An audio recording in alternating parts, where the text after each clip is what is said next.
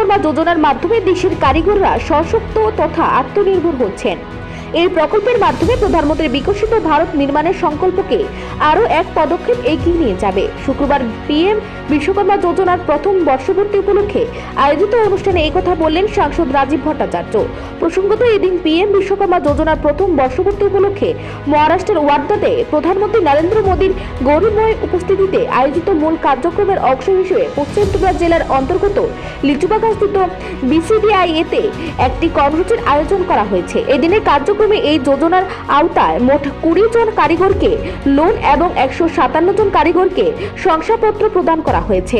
তাদের হাতে শংসাপত্র তুলে দিয়েছেন সাংসদ রাজীব ভট্টাচার্য। এদিন তিনি বলেন, এই যোজনার মাধ্যমে দেশের কারিগররা প্রধানমন্ত্রী মোদীজির বিকশিত ভারত নির্মাণের সংকল্পকে আরও এক পদক্ষেপ এগিয়ে নিয়ে যাবে। 2017 সালে আমাদের দেশের যশস্বী প্রধানমন্ত্রী 17 সেপ্টেম্বর আমাদের 2023-এ উনি এই পিএম বিশ্বকর্মা যোজনার মাধ্যমে দেশের যে আমাদের কারিগরি 18টা শ্রেণী গোষ্ঠীকে তাদেরকে অত্যাধুনিক টুলসের মাধ্যমে প্রশিক্ষণ দেওয়া, তাদের প্রোডাকশন তৈরি করা, তাদেরকে আর্থিকভাবে লোন দিয়ে সহায়তা করা এবং তাদের প্রোডাক্টও যাতে সমস্ত জায়গায় আমরা পৌঁছে দেওয়া যায়, তার জন্য এই প্রধানমন্ত্রী আমাদের এই বিশ্বকর্মা যোজনার প্রচলন করেছিলেন। আজকে 2024-এ দাঁড়িয়ে আমরা প্রায় 1 বছরে আমাদের অ্যাচিভমেন্ট নিয়ে আমাদের মোদীজি, আমাদের দেশের যশস্বী প্রধানমন্ত্রী কিছুক্ষণের মধ্যেই মহারাষ্ট্র থেকে উনি জুড়বেন, আমরা সেই জিনিসটা উপলব্ধি করব।